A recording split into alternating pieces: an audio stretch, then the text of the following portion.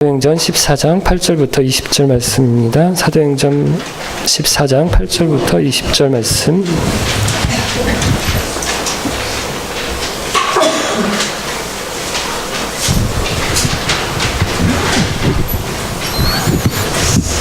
저와 여러분이 한 절씩 읽겠습니다. 루스드라에는 태어나면서부터 걷지 못하는 사람이 앉아 있었습니다. 그는 지금까지 걸어본 적이 없는 사람이었습니다.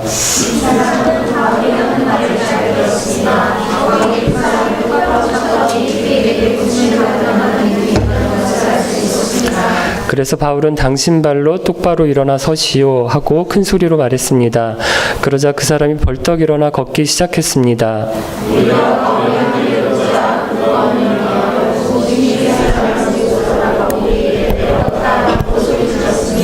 그리고 사람들은 바나바를 제우스라고 불렀고 말하는 일을 주로 하는 바울을 헤르메스라고 불렀습니다.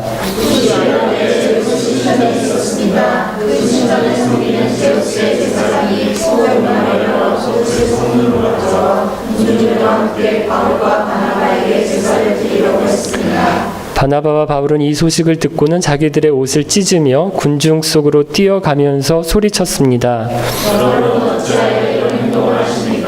우리도 여러분과 똑같은 사람이 있지 않습니다. 우리가 이곳에 온 것은 여러분에게 복음을 전하여 여러분이 이렇게 일을 했을 살아계신 하나님께로 연락드립니다. 하나님께서는 하늘과 땅과 바다와 그 안에 있는 모든 것을 지으신 분입니다. 지나간 세대에는 하나님께서 모든 민족이 자기 방식대로 살게 내버려 두셨습니다. 하지만 하나님께서는 그때도 자신이 어떤 분인지 알지 않으신 것이 아닙니다. 하나님께서는 하늘에서 비를 주시고 때를 따라 열매를 맺게 하시는 등 여러분에게 선한 일을 행하셨습니다. 하나님께서는 먹을 것을 풍성히 주시고 여러분의 마음에 기쁨을 가지게 주셨습니다. 바울과 바나바는 이 말로 무리를 겨우 말려 자기들에게 제사를 드리지 못하게 했습니다. 그때 안디옥과 이고니온에서 유대인들이 와서 사람들을 주시려 바울을 향해 돌을 던지게 했습니다. 그들은 바울이 죽은 줄 알고 주시라고 끌어냈습니다. 그러나 제자들이 바울 주위에 둘러섰을 때 그가 깨어 일어나 도시 안으로 들어갔습니다. 이튿날 바울과 바나바는 그 도시를 떠나 더베로 갔습니다. 아멘. 바울과 바나바가 1차 선교 여행을 하는 중인데요. 지도를 보면서 복습을 해볼까요? 안디옥에서 출발을 해서 제일 처음에 도착한 곳은 키프로스 섬, 이 살라미고 살라미를 거쳐서 바보로 왔죠. 이 바보에서는 총독 서기오 바울에게 전도를 했고요. 키프로스 섬을 출발해서 소아시아, 그죠? 지금의 터키로 왔을 때는 안탈리아를 거쳐서 버가에 도착을 했는데요. 버가에서는 바나바의 조카였죠. 마가 요한이 돌아갔고요. 바울과 바나바는 타우루스 산맥을 넘어서 비시디아 안디옥으로 넘어갑니다. 그래서 여기서 복음을 전하는데 안식일에 회당에 들어가서 복음을 전하니까 사람들이 굉장히 호응이 좋은 겁니다. 그래서 어떤 요청을 하죠? 다음 안식일에도 와서 얘기해 줄 수 있느냐, 말씀을 전해 줄 수 있느냐, 이렇게 얘기를 하니까 다음 안식일에 와서 말씀을 전하는데 유대인들만 온 것이 아니라 이방인들까지 비시디 안디옥에 있는 사람들이 엄청나게 많이 몰려 들어왔고요. 이것 때문에 유대인들이 바울과 바나바를 시기를 해서 바울과 바나바가 비시디아 안디옥에서 쫓겨납니다. 그래서 간 곳이 이고니온이라고 하는 곳인데 여기서도 바울과 바나바가 회당에 들어가서 복음을 전하는데 많은 사람들이 믿었어요. 그런데 믿지 않는 사람들도 있어서 바울과 바나바를 대적하니까 바울과 바나바가 어떻게 했는가 하면 반대가 있고 핍박이 있다고 피해서 도망을 친 것이 아니라 오히려 오랫동안 머물면서 주님을 의지하여 담대하게 말씀을 전합니다. 그러니까 주님께서 이 바울과 바나바에게 능력을 주시고 그 능력으로 기적과 표적이 나타나서 복음, 이 바울과 바나바가 전하는 복음이 참이다, 참되다라고 하는 것을 증명을 해주죠. 하지만 그렇다고 반대가 멈추지는 않아요. 반대하는 사람들은 바울과 바나바를 돌로 쳐서 죽이려고 합니다. 바울과 바나바가 이 사실을 알고 피한 곳이 어디인가 하면 더 남쪽으로 와서 루스드라, 오늘 본문에 나오는 루스드라입니다. 이 루스드라는, 이제 불을 켜주실래요? 루스드라는 이고니온에서 32km 떨어진 곳인데 앞서 지나온 이 피시디 안디옥이나 이고니온에 비하면 굉장히 작은 도시예요. 그래서 유대인들은 거의 살지 않았던 도시라고 보입니다. 어떻게 알 수 있는가 하면 루스드라에는 유대인들이 모이는 회당이 없었어요. 그래서 바울과 바나바도 회당에서 유대인들을 대상으로 복음을 전하지 않고 거리에서, 광장에서 이방인들을 대상으로 복음을 전하는데, 그 중에 어떤 사람이 있었는가 하면 태어나면서부터 걷지 못하는 사람이 있었습니다. 오늘 본문을 보면 바울과 바나바가 루스드라에서 참 다이내믹한 일을 겪는데, 이 발단은 바로 이 사람이에요. 태어나면서부터 걷지 못하는 사람을 고친 일로 시작을 합니다. 바울이 복음을 전하는데 이 사람이 굉장히 열심히 이 바울의 설교를 경청을 했었던 것 같아요. 그러니까 자연히 너무 열심히 보고 있는, 열심히 듣고 있는 사람을 바울이 주목을 하게 됩니다.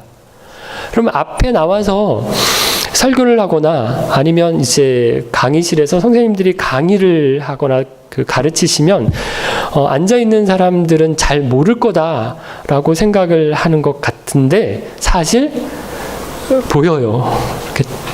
웬만큼 다 보입니다. 사실 저도 안 보고 싶을 때가 많은데 조는 분도 보이고 떠드는 사람도 보이고 여러분 딴에는 굉장히 조심해서 안 들킨 거라고 생각하는 것 같은데 저는 굳이 그런 모습 보고 싶지 않아요. 보면 저도 사람인지라 속도 상하고 내 설교가 그렇게 별론가? 이런 자괴감도 들어서 가능하면 왜냐면 그쪽을 가능하면 안 보려고 하는데도 이렇게 보이긴 보여요.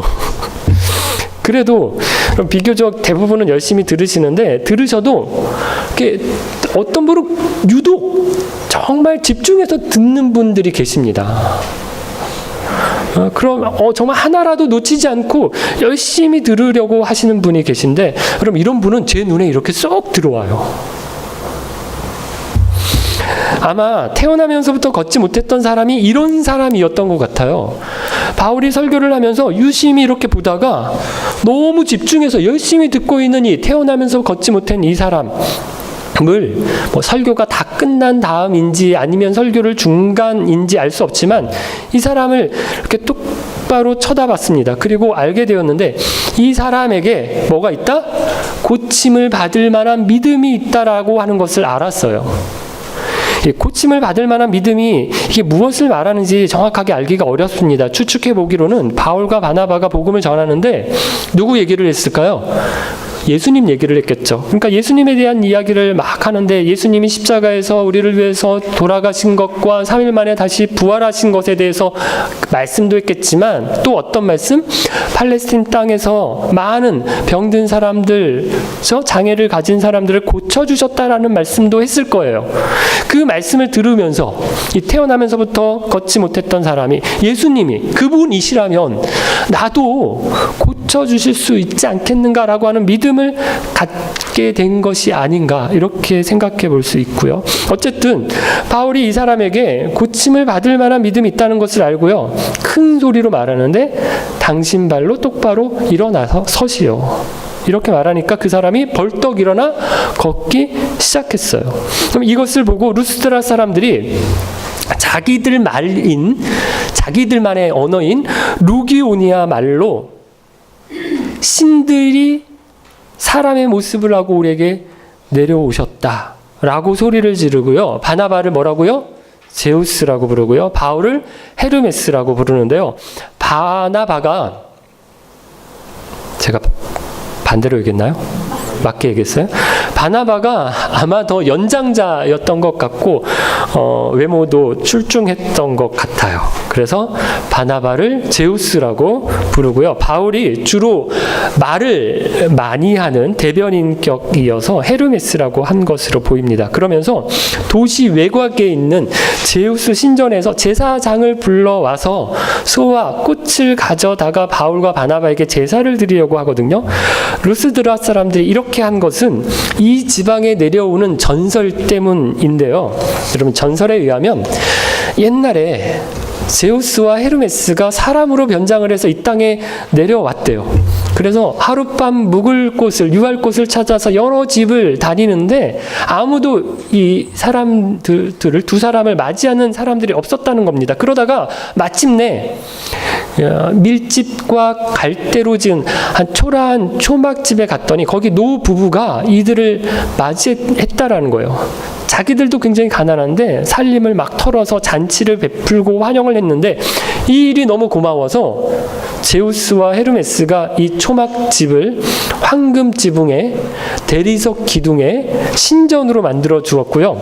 이 노 부부를 신전의 제사장과 여제사장으로 임명을 해서 결국엔 죽지 않고 상수리 나무와 보리수 나무가 되게 했다는 겁니다. 그리고 제우스와 헤르메스를 거부하고 푸대접을 한 사람들은 이 제우스와 헤르메스의 노여움을 사서 다 망하고 멸망했다라고, 죽었다라고 하거든요.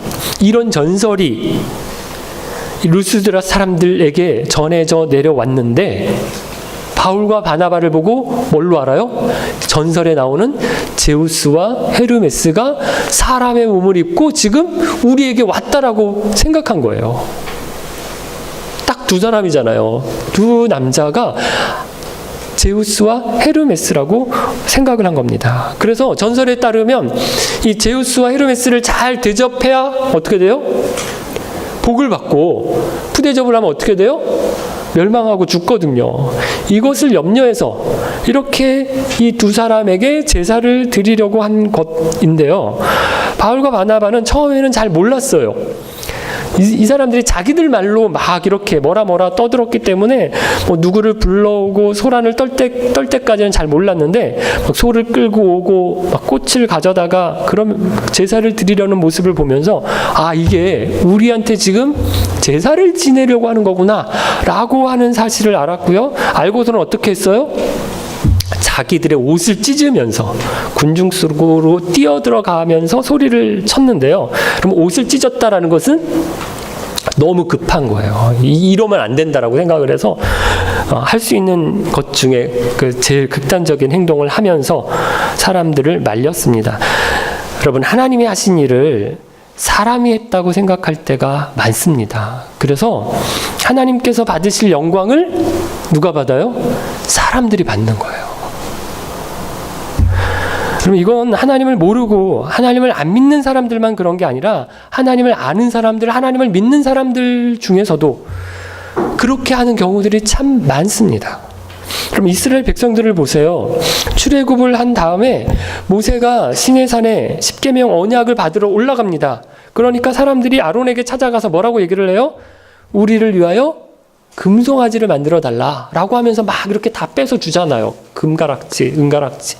그럼 그거 가지고 금송아지를 만들어 놓고 뭐라고 얘기하는가 하면 금송아지다 라고 하면서 금송아지를 섬기지 않아요. 뭐라고 얘기를 하는가 하면 뭐라고 얘기해요? 하나님이다. 우리를 이집트에서 해방시킨 구원한 하나님이다 라고 하면서 그 금송아지를 막 섬깁니다. 하나님을 다른 것으로 대체하는 거예요. 하나님이 안 보이시니까 보이는 것으로 대체해 놓고 이게 하나님이야 라고 하면서 그 금송아지를, 그 물질을, 그 사람을 섬기는 겁니다. 그럼 오늘날 이런 모습이 가장 많이 나타나는 곳 중에 하나가 바로 교회 안에 목사입니다. 마치 목사들을 하나님을 대하듯이 해요. 물론 다 그런 건 아니고요. 오히려 목사를 괄시하고 무시하는 교회도 너무 많고요. 인격적으로 멸시하고 정당하게 예우하지도 않아서 힘들어하는 목사들이 제 주위에도 꽤 많아요. 하지만 몇몇 대형 교회들을 보면 목사를 거의 뭐 우상시하고 신격화하거든요. 제가 선교단체 간사 시절에 캠퍼스에서 만난 한 형제는 이름만 대면 다 아는 굉장히 큰 교회에 다녔는데 어느 날 자기는 간사님 저 일주일 동안 손 안 씻었어요 이러는 거예요. 그래서 무슨 일이냐 이랬더니 수요 기도회를 갔다가 담임 목사님과 악수를 했다는 겁니다. 너무 이게 영광스러워서 손을 안 씻었다라는 거예요. 뭐 이런 또라이 같은 일이 있는 거예요. 저 같은 목사야 뭐 악수를 해도 그만 안 해도 그만이지만 큰 교회 유명하신 목사님들은 손만 한번 잡아도 영광이고요. 한번 목사님 만나고 기도 받자고 줄을 서서 막 그 만나게 해달라고 기도 받게 해달라고 부목사님들에게 막 부탁을 하고 난리가 나는 거예요. 한번 어떤 가정에 제가 신방을 가서 예배를 마치고 나오는데 감사헌금이라고 저한테 주시는 거예요. 제가 헌금은 주일날 교회에 오셔서 헌금함에 넣어주시면 됩니다. 이랬더니 아니라고 이건 목사님께 드리는 거라고 꼭 주시려고 그러는 겁니다. 제가 정색을 하고 안 받았거든요. 그럼 신방 와서 예배 드리고 돈 봉투 내고 결혼식 주례했다고 돈 봉투 내고 저는 이런 건 아니라고 생각을 해요. 그건 목사가 할 일을 한 겁니다. 따로 사례를 할 필요가 없어요. 이미 교회에서 사례가 나갔어요. 나갔잖아요. 그죠? 하나님께 감사하고요. 하나님께 헌금을 해야지 사람에게 하는 게 아니에요.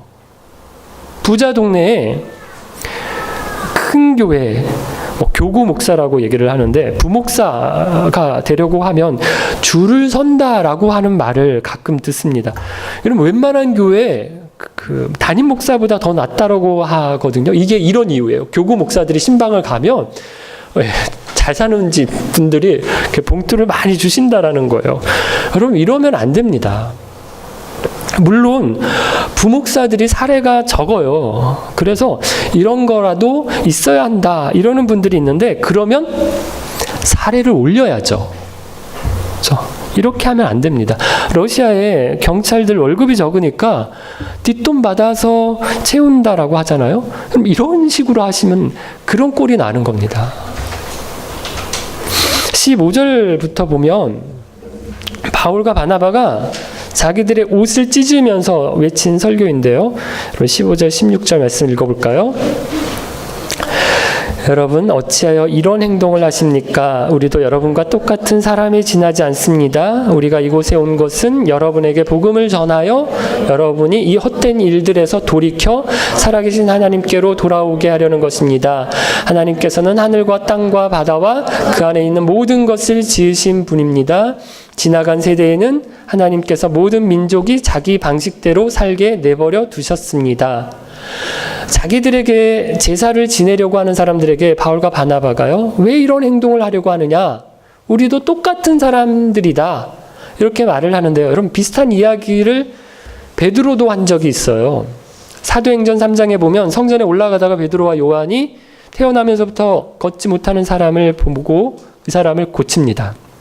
그러니까 많은 사람들이 베드로와 요한을 주목해서 볼 때 이때 베드로가 이 일로 왜 놀라느냐? 왜 그런 눈으로 우리를 보느냐? 왜 우리의 능력이나 우리의 경건함 때문에 이 사람이 걸을 수 있게 되었다라고 생각을 하느냐? 이러면서 사람들에게 복음을 전했고요.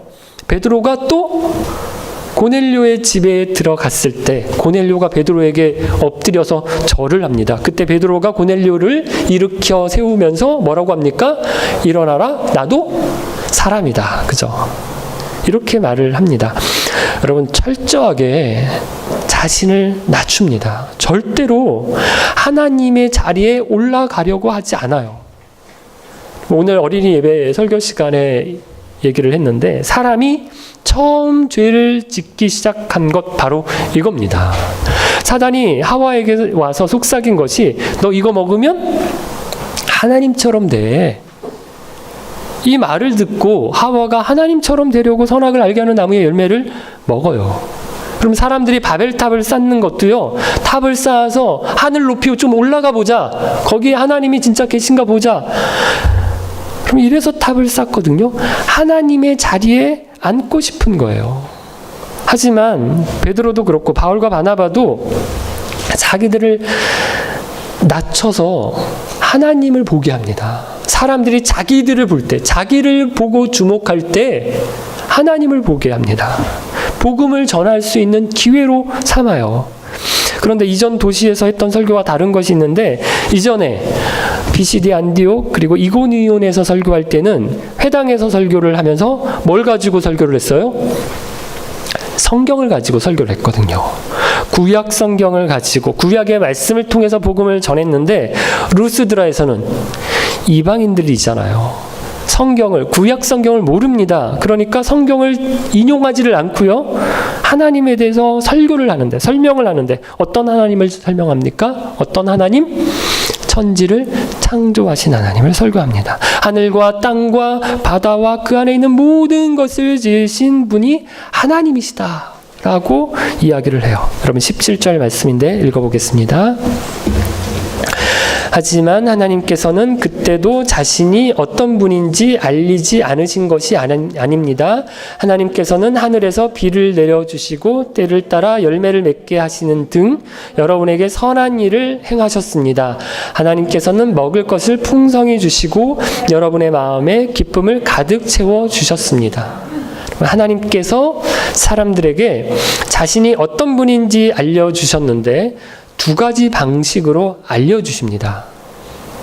여러분, 이것을 기독교 교리에서는 특별 계시와 일반 계시라고 얘기를 하는데, 유대인들에게는 특별 계시인 성경의 말씀으로 알려주셨어요. 기록된 말씀 혹은 선지자들이 전하는 하나님이 주시는 말씀을 통해서 알려주셨고요. 성경을 모르는 이방인들에게는, 선지자들이 예언하지 않는 이방인들에게는 어떻게? 일반 계시인, 뭡니까? 자연과 만물을 통해서 알려주셨어요. 그래서 이방인들도 우리는 하나님 몰랐다, 여러분, 이렇게 핑계를 할 수가 없는 게, 자연 만물을 보면 하나님이 계시다라는 것을 인정할 수밖에 없다라는 거예요. 특별히 17절에 세 가지를 예로 들고 있는데, 첫 번째, 하늘에서 비를 내려주시는 것. 두 번째, 때를 따라서 열매를 맺게 하시는 것. 세 번째, 먹을 것을 풍성히 주시는 것. 이 세 가지만 보아도 하나님이 계시다라고 하는 것을 알 수 있다는 것입니다. 여러분, 첫 번째, 하늘에서 비를 내리시는 것을 보세요. 물이 막 떨어지잖아요, 공중에서. 이게 수증기가 올라가고 하늘에서 구름으로 모였다가 그게 무거워지면 물방울이 돼서 떨어진다. 그럼 우리가 이제 이런 원리를 알지만 이게 하나님이 하시는 일이라는 거예요. 그럼 물 관리가 이게 얼마나 어렵습니까? 옛날에 농경사회 때 임금이 해야 되는, 왕이 해야 되는 굉장히 중요한 일 가운데 하나가 물 관리를 잘하는 거였다고 하잖아요. 하나님께서 그 작은 한 나라가 아니라 이 지구의 물 관리를 하십니다. 그래서 하늘 위에 있는 물뿐만 아니라 강이나 바다까지 다 하나님이 통제하고 계세요. 그럼 저는 참 신기한 게, 바다가 그 자리에 계속 있어요. 부산에 가서 제가 놀랐던 게, 바로 앞에까지 물이 이렇게 들어왔는데 도로 하나 놓고 사람이 집 짓고 가게가 있고 막 사람이 살아요. 조금만 높이 올라오면 이렇게 물이 안으로 들어올 것 같은데 잘 사는 거예요. 하나님이 너네 여기까지다 라고 마치 선을 그어주신 것처럼 그 큰 바다가 거기서 그렇게 넘치지 않아요. 계속 그 자리에 있는 겁니다.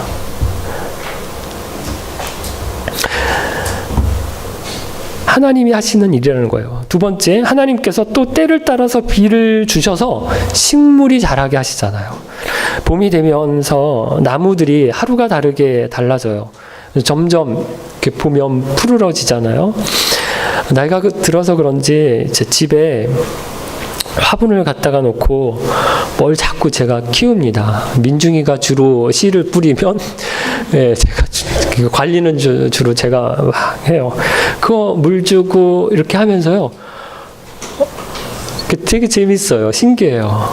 이게 흙밖에 없고 그래서 거기 뭐 하나 심었는데 이게 물만 주면 자꾸 날이 다르게 막 바뀌는 거예요. 꽃이 피고 거기서 또 열매가 맺힙니다. 작년엔 방울토마토, 올해는 오이를 심었어요. 뭐 이걸 어떻게 이렇게 되도록 누가 프로그램했는가 하면 누가 하나님이 그렇게 하셨다라는 거예요. 그럼 우리가 먹는 것도 그럼 들에 가고 숲에 가서 우리 이제 조금 지났죠. 한때 아침 그 자매님들 막 거기 가서 막 공원에 으슥한 데 가시고 숲에 가서 막 뭐 캐서 먹잖아요, 우리가. 근데 러시아 사람들 그거 보면서 쟤네들 뭐 하나 신기하게 보고 그랬거든요. 그럼 러시아 사람들이 볼 때는 풀인데 우린 그걸 먹어요. 국 끓여 먹고 무쳐 먹고 먹습니다. 그럼 그렇게 보면 하나님이 참 먹거리를 곳곳에 막 이렇게 깔아주셨어요. 그걸 잘하게 하십니다. 그럼 이스라엘 백성들이 40년 동안 광야에서 만나를 먹었다라고 얘기를 하는데 그럼 만나가 별건가요? 우리 주위에 만나 어떻게 보면 천지예요. 그런데 아무리 음식이 많아도 그것을 먹는 것도요, 그것도 하나님의 은혜입니다. 아내가 치아가 안 좋아서 고생을 하다가 한국에 가서 보름 동안 치료를 받고, 보름? 지났나? 한 2주, 3주는 안 된 것 같고, 치료를 받고 왔는데, 한 여기서 못 먹은 것까지 합치면 한 달 반 정도는 거의 계속 음식을 갈아 먹었어요. 해가지고 이렇게 주스로 먹고. 한국 가서도 오는 날까지 치료를 받느라고 계속해서 죽만 먹다가 왔다라고 하거든요. 한국 가면 얼마나 먹을 게 많습니까? 근데 하나도 못 먹고 죽만 먹었대요. 류경 목사님, 문영지 목녀님 만났는데 죽집에서 만나서 네, 죽 먹고. 자, 안 먹어본 죽이 없을 정도로 죽만 먹다가 왔다라고 하는데요. 마음껏 먹을 수 있는 것도 이것도 하나님의 은혜죠. 이게 여러분, 이게 다 하나님이 하셨어요. 그런데도 사람들은 어떻게 해요? 엉뚱한 데다가 감사를 하는 거예요. 경배를 하는 거예요. 예배를 하는 겁니다. 여러분, 인어공주 이야기 아시죠? 바다에 빠진 왕자님 누가 구했습니까? 인어공주가 구했잖아요. 근데 왕자님은 누가 구한 줄로 알아요? 지나가던 이웃나라 공주 맞지? 이웃나라 공주가 구한 줄로 알잖아요. 그래서 그 공주랑 결혼하려고 하잖아요. 얼마나 안타까운 일입니까? 우리가 하나님께 이렇게 하고 있다라는 거예요. 하나님이 하신 일인데 하나님께 경배하지 않고 다른 것을 경배하고 있는 겁니다. 바울과 바나바가 겨우 루스드라 사람들을 말려서 자기들에게 제사를 드리지 못하도록 했는데요. 19절부터 보면 그때 이번에는 누가 옵니까? BCD 안디옥과 이고니온에서 유대인들이 와요. 그래서 루스드라 사람들을 부추겨서 바울을 향해서 돌을 던지게 하거든요. 여러분, 이 사람들의 열심을 보면 참 대단합니다. 얼마 정도의 거리인가 하면 비시디아 안디옥은 루스드라에서 180km 정도 떨어진 곳이고요. 이고니온도 32km 떨어진 곳이에요. 그럼 지금이야 180km 정도야 차로 가면 2시간, 3시간이면 간다라고 하지만 옛날에는 이 거리면 며칠 걸리는 거리였거든요. 바울 잡자고 이 먼 거리를 찾아온 겁니다. 루스드라 사람들은요, 또 이 사람들의 말을 듣고요, 돌로 쳐서 죽이는데, 조금 전까지만 해도 뭐라고 했어요? 바울과 바나바를 제우스다, 헤르메스다, 이러면서 막 신처럼 떠받들고 거기에다 대고 제사를 지내려고 예배하려고 했던 사람들인데, 금방 돌변해서 어떻게 합니까? 돌로 쳐서 죽이려고 합니다. 마치 예수님처럼. 일주일 전만 하더라도 뭐라고 얘기했어요? 호산나, 다윗의 왕으로 오시는 이여 라고 하면서 막 환호하고, 그죠? 종려나무 가지를 흔들고 옷을 펴서 깔았는데, 그죠? 일주일 금요일 날 어떻게 돌변합니까? 저 십자가에 못 박아라 라고 부르짖잖아요. 돌로 쳐서 죽은 줄 알았어요. 그래서 바울을 성문 밖에 끌어다가 던졌거든요. 시체라고 이제. 그런데 어떻게 됩니까? 제자들, 그동안에 루스드라에 있으면서 바울이 가르쳤던 사람들, 그 제자들이 자기들의 선생님인 이 스승인 바울이 죽었다는 소식을 듣고 성 밖 나가서 그쵸? 바울 시신 둘레에 둘러섰을 때 바울이 깨어나서 성 안으로 다시 들어갑니다. 그리고 이튿날 바울과 바나바가 루스드라를 떠나서 더베라고 다시 더베라는 곳으로 가는데요. 기적이죠. 돌에 맞아서 죽을 지경까지 갔으면 그렇죠. 안 맞아봤죠. 그렇죠. 우리가 이렇게 어렸을 때 공 가지고 소프트볼 같은 거 하거나 야구공에 맞아본 적은 없어요. 저는 그게 무서워서. 짬뽕공, 테니스공 가지고 막 야구를 하다가도 어디 맞으면 막 울잖아요. 그런데 돌에 맞아서 죽었다라고 생각할 정도로 맞았어요. 그럼 막 깨지고 피나고 멍들고 만신창이가 됐을 거예요. 그런데 갑자기 일어나고요. 다음날 더베로 가는데요. 여러분 루스드라에서 더베까지는 100km 정도 되는 거리거든요.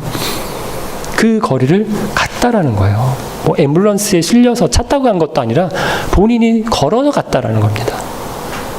하나님의 능력이 나타난 겁니다.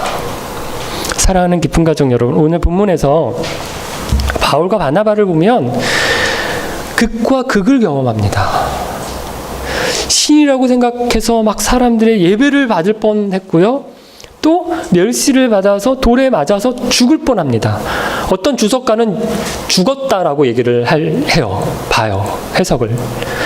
죽었던지 아니면 거의 죽은 것처럼 반 죽은 것처럼 된 건 틀림없어요. 그런데 바울과 바나바가 어떤 쪽에서 있든지 실족하지 않습니다.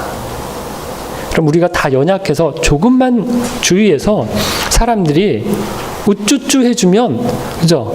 마치 내가 굉장한 사람, 대단한 사람이 된 것처럼 행세를 하잖아요. 교만해져서 막 거드름을 피우고 대접받기를 너무너무 좋아하고 그러면서 사람들이 막 무너지거든요. 여러분, 이건 목사도 그렇지만 그런 사람들이 많지만 여러분도 마찬가지예요. 좀 성공하고 좀 돈 좀 벌고 좀 높은 자리에 올라서 이름도 나고 그러면 막 사람들이 자기한테 굽신굽실 거리고, 그럼 비행기를 탈 때도 줄도 따로 서고, 그죠? 저것들 저 사람들 저거 아유 불쌍하다, 저기 줄 서서 저거 타냐. 나는 막 줄 바로 가서 막 티켓팅 하고, 저